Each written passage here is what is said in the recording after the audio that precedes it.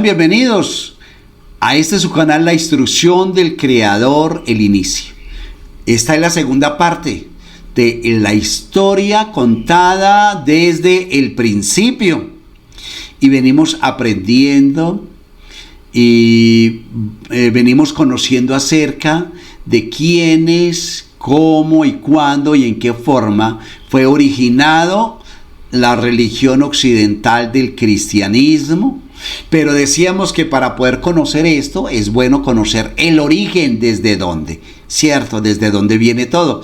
Ya aprendimos que primero estuvimos el origen que fue a partir de Adán, que hubo 10 generaciones hasta Noé, que esas generaciones murieron con el diluvio, que desde la séptima generación el Creador comenzó a través de Enoch a llamar a la gente a que regresara, a que se arrepintiera, a que entendiera, escuchara y obedeciera la tradición oral, o sea, el mandato oral que él había establecido. Y en vista de que la gente había transgredido todo esto, entonces fue agotada este inicio, ¿sí?, de este origen, estas 10 tradiciones, o todo este pueblo fue anulado, cancelado por el diluvio universal, pero que luego, a través de Moisés, el Eterno establece a través de Noé, el Eterno establece que se vuelva a poblar la tierra y que vuelva otra vez a que haya generaciones sobre este pueblo.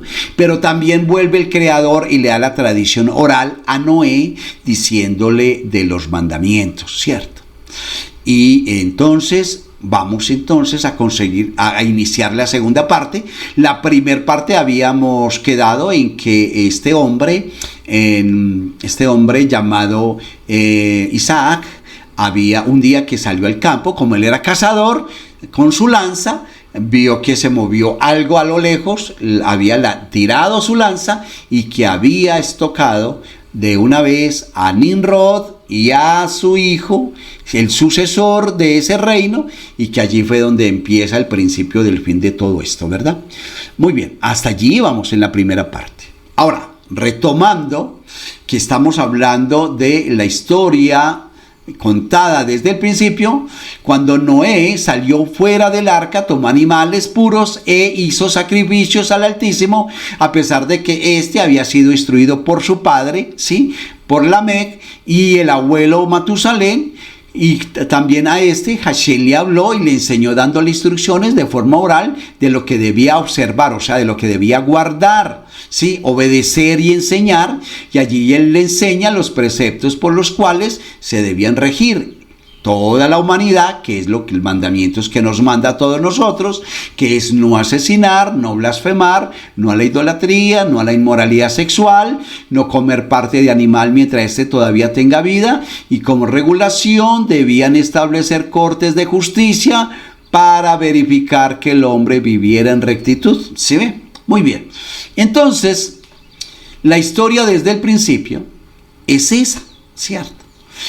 Esaú, el hijo de Esaú, el hermano de Jacob, se apoderó luego del delantal heredado por Nimrod y se marchó hacia su casa, donde encontró un guiso que estaba cocinando su hermano Jacob, y al pedirle que le diera, a cambio Jacob le solicitó su primogenitura. Isaac le respondió: con lo que acabo de hacer, ¿para qué quiero primogenitura si igual me voy a morir? Él sabía, se dio cuenta de lo que hizo, pues tan así que tomó los delantales, ¿sí? Esto refiriéndose a la pena que le esperaba por haber dado muerte a Nimrod y a su hijo. Ahora, había pasado la fiereza y el poder de la guerra de Nimrod a manos de Esaú, ¿sí? Que recuerde que Nimrod era un poderoso guerrero de renombre, y al igual que su descendencia. Eso mismo pasó a Esaú, ¿sí? Dándole continuidad a la historia desde el principio, Jacob, su hermano, se casa conforme a la justicia divina. O sea, este hombre, Jacob, se casó. Pero conforme a la justicia divina, recordemos que Jacob suplantó a su hermano Esaú cuando el padre Isaac les iba a bendecir. Jacob se vistió como su hermano Esaú, mientras él estaba por fuera cazando, se disfrazó, se puso la ropa de él y entonces él se apoderó de la bendición que era de su hermano. O sea, engañó a su hermano, ¿sí? Este hombre, Jacob, se casa luego conforme a la justicia divina y es engañado por su suegro, por su suegro con la esposa, poniéndole a trabajar otros 7 años más, ¿sí? Para conseguir el amor que tanto anhelaba, porque él amaba a Raquel, pero esa noche en lugar de entregarle a Raquel le entregaron Falea y le tocó otros 7 años trabajar por el amor que anhelaba. Con estas 2 esposas de Jacob y con 4 concubinas crea la base, o sea, los 12 hijos del pueblo escogido para Hashem, donde había de venir todo el pueblo de Israel. Todo esto, ¿verdad? ¿Quién? Que el eterno Padre les había dado, el eterno Abraham, el Padre eterno le había dicho a través de Abraham que apartara un pueblo para él, ¿verdad? Él ya había citado las bases. ¿Quién? Abraham. Años más tarde, conforme al plan de Hashem, a través de Joseph, que fue el último hijo que tuvo Jacob, ¿sí? Entonces, a través de Joseph comienza Dios a mostrar públicamente su gloria, hasta llevar a crecer a su pueblo a Egipto, para después sacar esa multitud en medio de señales y prodigios por medio de Moisés, ¿verdad?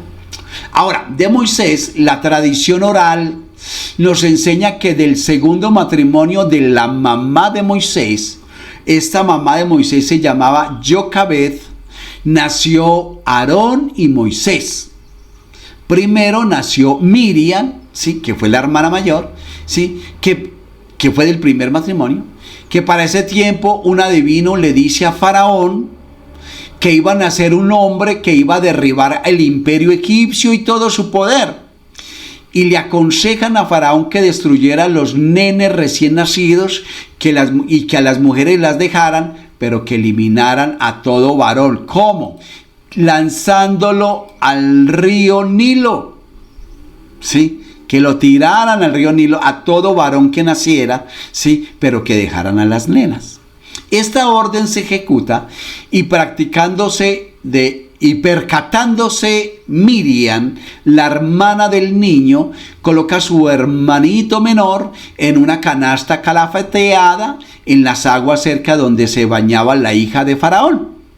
Después de acercándose, se hizo como si lo encontrara y la princesa pidió que consiguieran una mujer del pueblo hebreo que lo alimentara y simulando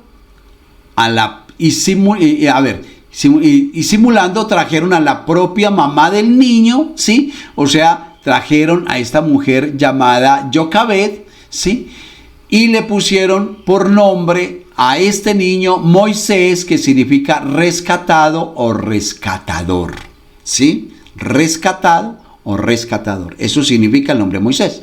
También nos cuenta la tradición oral que un día, estando el niño Moisés de brazos, o sea, estando cargado por el faraón lo tenía cargado, y en compañía de toda su corte de adivinos y magos estaban, y este niño, el niño Moisés, le quitó la corona a Faraón, dejando congelado a todos los asistentes allí. Tenaz, ¿verdad? Declarando uno de esos magos que ese era el niño que había de derribar el imperio faraónico, que ese niño no debía estar ahí. Entrando todos en pánico, Dios mandó a un hombre para que hiciera un experimento. Nosotros sabemos que Hashem tiene todo el control, ¿verdad? Y este consistía en colocar frente al niño la corona del rey con sus joyas brillantes y un artefacto calentado al rojo vivo al lado de ella, ¿sí? Y que allí se darían cuenta si la reacción del niño era por inocencia, ¿sí? O qué era lo que había en el niño, si es que realmente era él el que iba a derrocar al imperio. Ahora, ¿Saben cuál fue la reacción frente a estos dos elementos del niño? El niño se inclinó y colocó sus labios en el artefacto caliente y se quemó los labios, descongelando el alma de todos así. Aunque más de 70 años después se cumpliera lo que había dicho. Este niño Moisés fue criado en el palacio con profesores del palacio, aprendió todo lo concerniente, pero también iba a casa de su verdadera madre y aprendía del temor reverente de los preceptos de Noé, o sea, de los hijos de Noé. Él aprendió el temor hacia el Padre, que era lo que regía la sana convivencia entre el pueblo hebreo. En efecto, después de haberse cumplido el tiempo destinado por Hashem, dio por terminado los años de esclavitud de su pueblo por parte de los egipcios y llamó a Moisés y lo envió a reclamar a Faraón que dejara salir libre a su pueblo. Para esto Moisés había sido preparado desde niño. Hashem todo lo tiene controlado. Esta es una de las razones por las cuales fue determinado que Moisés es el máximo profeta de los profetas que pudo hablar como cara a cara con nuestro creador Hashem, ¿sí? Pues le dio prodigios y señales. Nos dice la tradición oral que a los 50 días de haber salido de Egipto, Dios a través de Moisés les dio al pueblo de Israel la Santa Torá escrita en el monte Sinaí. Esto quiere decir que a partir de ese día ya no solamente tenían que guardar ellos la ley de los Bnei Noah, o sea, de los hijos de Noé, que les regía, sino también la ley de Israel. Entonces, estos son los 613 preceptos que deben cumplir el pueblo judío, o sea, el pueblo de Israel, y los que se adhirieron a él, o sea, los prosélitos, ¿sí? O sea, los que pidieron ser de ascendencia judía, los que volvieron allí, tienen que guardar todo. Pero el resto de la humanidad, como tú y yo, nos seguiremos rigiendo por los preceptos del pacto del arco iris, otorgado por Noah para todos los foráneos de su pueblo escogido. Entonces, todas esas, la ley escritural que el Eterno les dio en el monte Sinaí, toda la Torá es precisamente para el pueblo de Israel. ¿Se ve? No para nosotros. No es para nosotros. Para nosotros Él dejó establecido desde el principio los 7 preceptos o mandamientos, ¿sí? Los que llaman los mandamientos de los Bnei Noah, de los hijos de Noé, ¿sí?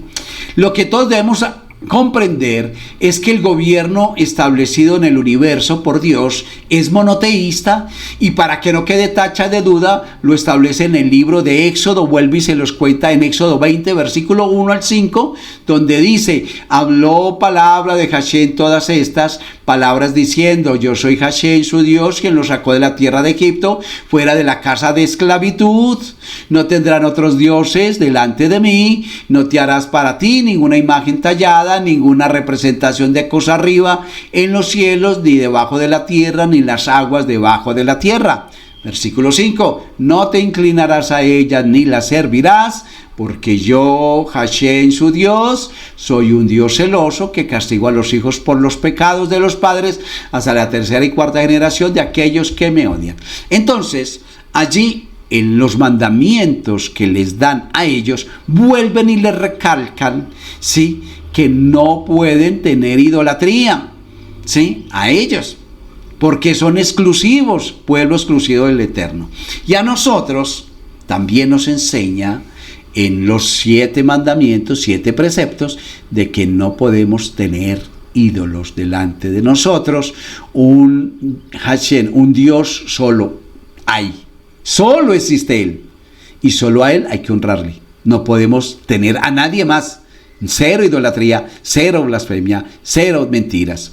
Entonces, este precepto o mandamiento es el más fundamental que debemos cumplir, sea pueblo de Israel, sean judíos o extranjeros, seamos Bnei Noah, hijos de Noé, por igual toda la humanidad lo debemos cumplir. Según la tradición oral, en el año 2248 de la creación, quedó plasmado en piedra en el monte Sinaí la voluntad de Dios que Él quiere que hagamos y obedezcamos. Por lo tanto, debemos tener en cuenta que todo lo que Hashem hace es perfecto, completo y eterno. Perfecto, completo y eterno. Así quedó la Torá. La instrucción escritural y oral fue dada en beneficio para que el hombre pueda vivir eternamente conforme a su alma. ¿Qué fue? Algo perfecto, completo y eterno. Es la Torá, la instrucción. Sí, la Tanaj es perfecta, completa y eterna. Listo, no necesitamos más nada. Teniendo en cuenta que Hashem les habló a todo su pueblo desde el monte Sinaí, a partir de este momento el hombre contaría con dos instrumentos u herramientas que le ayudarán en la obediencia hacia el Creador. La instrucción oral y la instrucción, o sea, la normal que conocimos ahora nosotros, sí, desde hace algunos siglos, y la instrucción oral que fue desde el principio de la creación, o sea, la forma de hacerlo y la forma de cumplirla, ¿sí? Entonces, el qué y el cómo, el Eterno, Él fue el que nos dio todo esto. En conclusión, Dios le dio al hombre la Torá, santa, completa y eterna, y no tenemos que agregarle absolutamente nada. ¿Y a quién se los entregó? Al pueblo de Él, al pueblo que Él escogió, al pueblo de Israel, al pueblo judío. ¿Sí ven? En honor a la verdad, la tradición oral también nos enseña que en el año 3705 aproximadamente existió un humilde personaje de carácter fuerte llamado Jesús, o sea, un Jesús histórico. El Talmud en el Sanedrín 67a lo explica como el hijo de una relación promiscua con un soldado romano llamado Pandira y con una mujer llamada María Magdalena, quien estaba casada con un hombre llamado Papus ben Yahudá. En la literatura rabínica, Yasú era un discípulo de Yoshua ben Perachiach.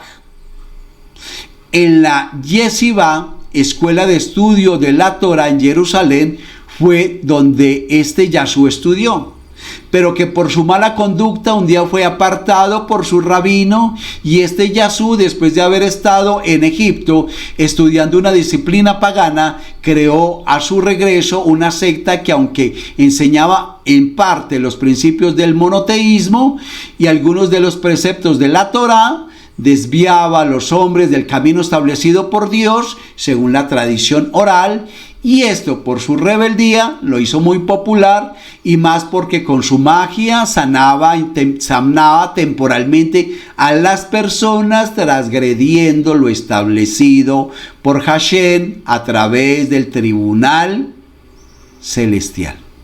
Tenaz eso, ¿verdad? La tradición oral dice que este personaje lo apresaron durante 40 días, esperando a que fueran personas a que atestiguaran a su favor, y no lo hubo. Esta concesión la hicieron porque tiempo atrás había sanado a un familiar cercano de la esposa de un gobernante.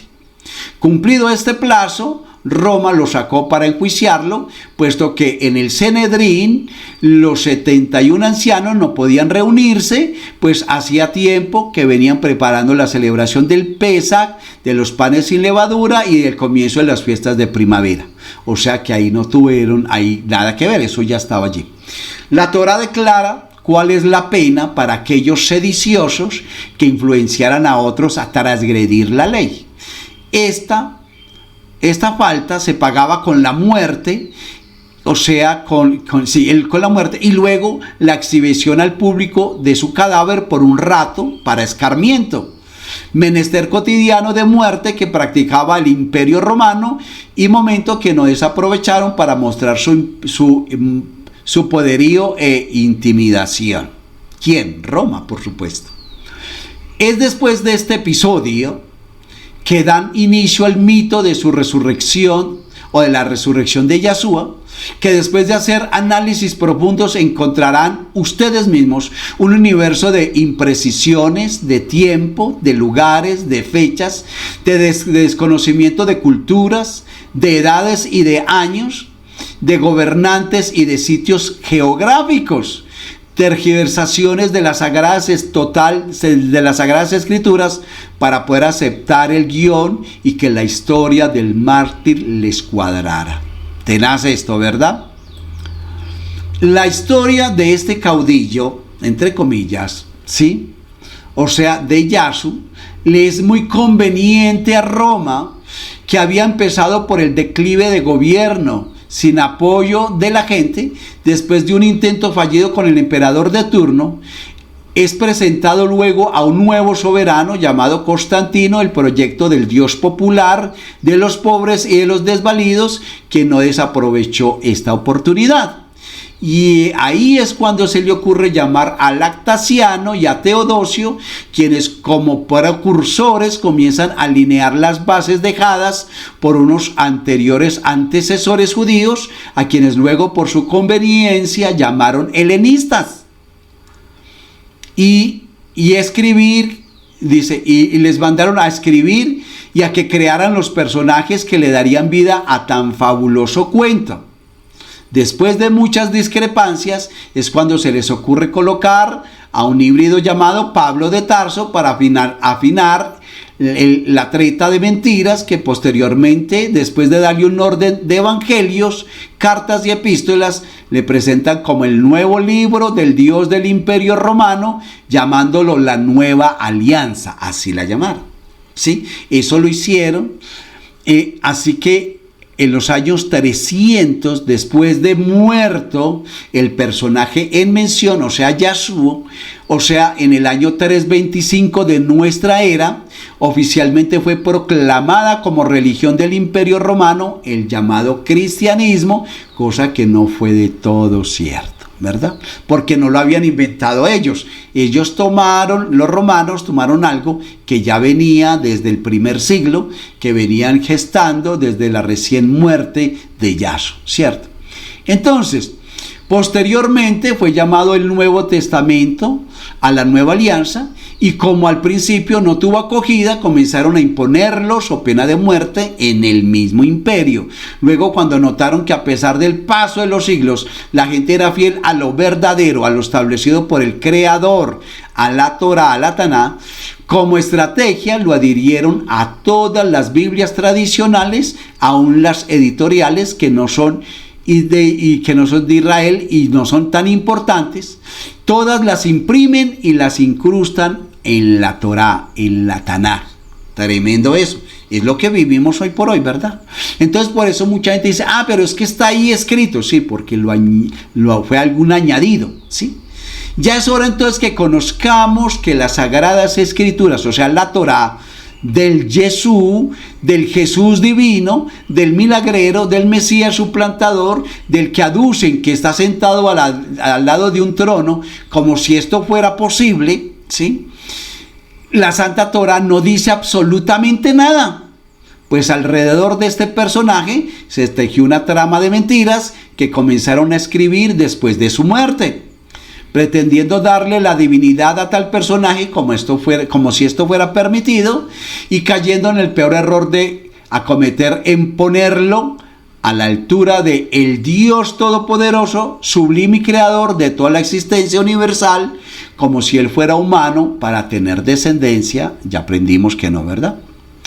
Estos escritores helenistas aducen, y los líderes religiosos que mal enseñan de un libro que adhirieron a la Biblia occidental, que en el principio llamaron la Nueva Alianza, que luego cambiaron por el Nuevo Testamento, alegan que fueron inspirados por algo que ellos mismos inventaron y llamaron Espíritu Santo, con el cual engañan la fe sincera de las personas, adoctrinándolos a un mar de mentiras y de imprecisiones, infringiendo terror a todos que, si no creen en semejante embuste, serían condenados e irían a parar al infierno.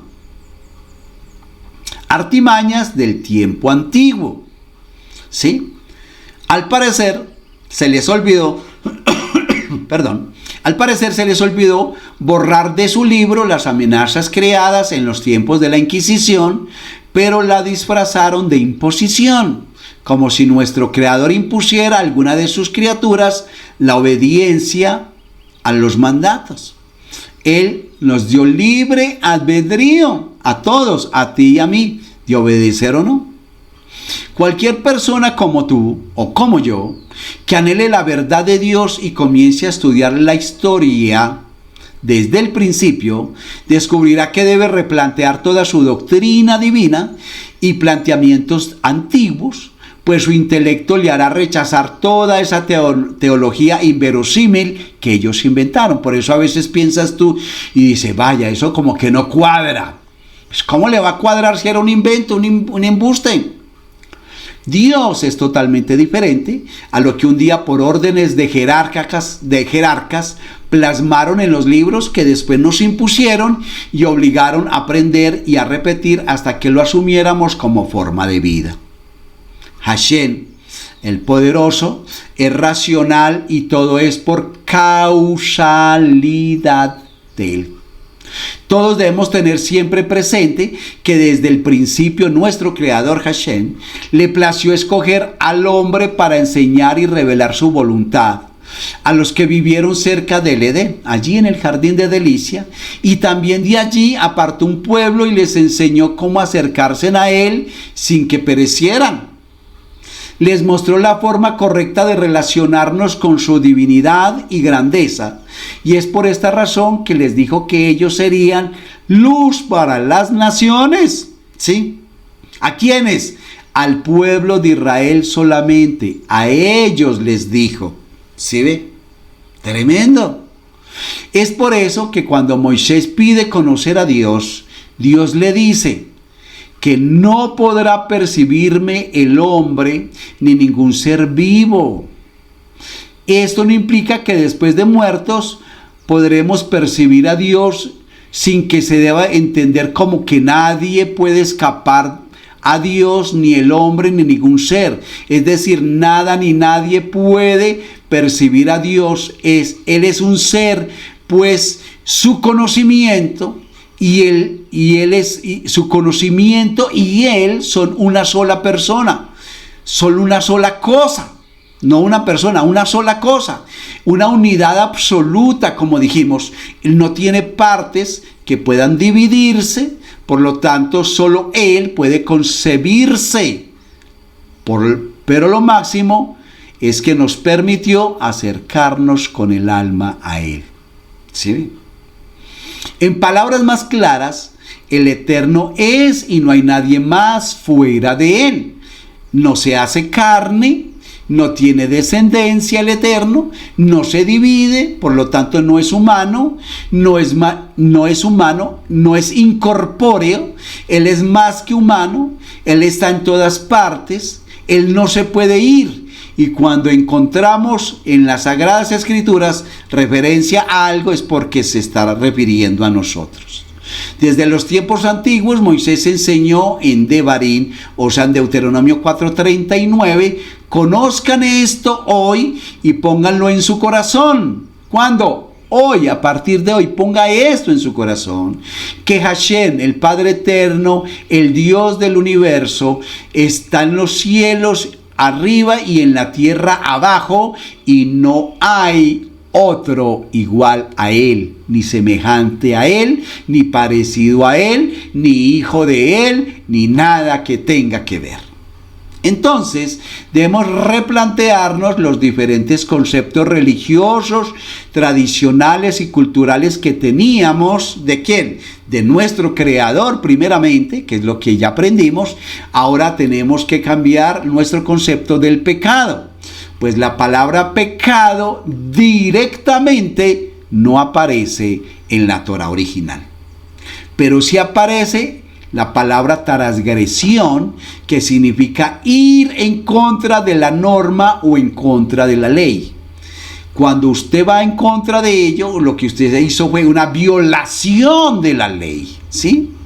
El pecado enseñado por las religiones actuales o que vienen desde siglo atrás producen remordimiento que afecta la emoción del hombre. Esto es algo pasajero. Pero cuando realmente sabemos y conocemos que no debemos transgredir ni violar el mandamiento, esto queda en nuestro raciocinio, por lo cual no se olvidará y lo llevará a que su intelecto le traiga a memoria lo que es mandamiento y lo cumplirá. ¿Se da cuenta? Por eso hay que replantear todo esto. La fe enseñada por la tradición religiosa, que va puntillada al creer, es también emocional e irracional. Es inverosímil y va acompañada de trucos o señales para hacerla creíble. No así pasa con la emuná enseñada por la Torá y por Abraham, que está compuesta de confianza en el Creador, de seguridad en el Creador, de compromiso en el Creador, de lealtad en el Creador, de integridad en el Creador, de obediencia a las sagradas escrituras del Creador, refiriéndome a lo que mal llamaron Antiguo Testamento, ¿sí? Esto es emuná. Emuná es fe verdadera. Eso es emuná, ¿sí? Ahora, con esto vamos a concluir. ¿Quieres saber realmente quién es Dios? Dios Todopoderoso, de los cielos y de la tierra, se difiere de todos los demás, ya que su existencia no es como los demás. Es una existencia que difiere de cualquier otra, no en cantidad, sino en calidad. En esencia es distinta, pues todo lo que existe depende de otras cosas para existir, mientras que Dios es elevado por sobre todo.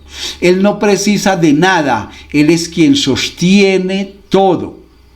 Tenga en cuenta esto, que Dios es omnipotente, omnisciente, omnipresente, poderoso, supremo, sin principio, sin final. Su unicidad, Él es único, su unicidad está sobre todo, es indivisible, Él es incorpóreo, es poder puro y energía suprema. Él ocupa todo el espacio, no es materia nunca, sin tiempo, sin fin. Él es inescrutable. Ese es el maravilloso Hashem, el Dios Todopoderoso que tenemos, ¿sí? A ese es que nos referimos hoy, en el día de hoy, y por eso es el tema, o era este tema, de la historia contada desde el principio, ¿sí? Esta parte de la historia, en esta parte de la historia, espero haber despejado las dudas de quiénes, de cómo y cuándo y en qué forma fue originado el cristianismo, que tal vez tú aún defiendes y que debes entender que eso es creado por el hombre y que eso no te lleva a ninguna salvación. Eso te lleva es a un sustento faraónico que se buscaron, sí, que imitan desde hace muchos siglos. Mientras tanto, yo les invito para que ustedes compren una Tanakh que venga del hebreo al español, que usted pueda leer claramente, que pueda acercarse, que eso le acerque a la divinidad, al Creador, y comience a obedecer los mandamientos reales que el Eterno estableció para la humanidad, que llamamos hoy por hoy Benei Noah, o hijos de Noé. ¿Sí ve? Quiera o no quiera la persona, sea de este país o de todos los que nacimos después del diluvio, somos Benei Noah, somos hijos de Noé. Es eso, y ya. ¿Por qué? Porque las generaciones adánicas terminaron con el diluvio. ¿Me hice entender? Espero que sí. Quiero entonces invitarles, si el Eterno nos presta la vida, si es su santa voluntad, pues esperemos que nos permita nuevamente estar en otra enseñanza, difundiendo la verdad de su palabra. Les invito, si ustedes quieren, Hagan sus comentarios, escríbanos a nuestro correo josias4969@gmail.com. Y también, si usted desea esto que hoy vimos en estas dos partes de la historia, ¿sí?, contada desde el principio, con el mayor de los gustos, se lo podemos enviar vía electrónica, todo gratuitamente. Todo es así porque el Eterno nos da todo gratis, ¿sí ve? Solo es si tenemos, el pago es la voluntad, la obediencia hacia Él, todo eso, no más, ¿sí? No necesitamos más nada. Muy bien, el Eterno les bendiga a todos ustedes, grande y abundantemente. Deseamos muchas bendiciones. Shalom a todos, shalom, shalom, shalom, shalom.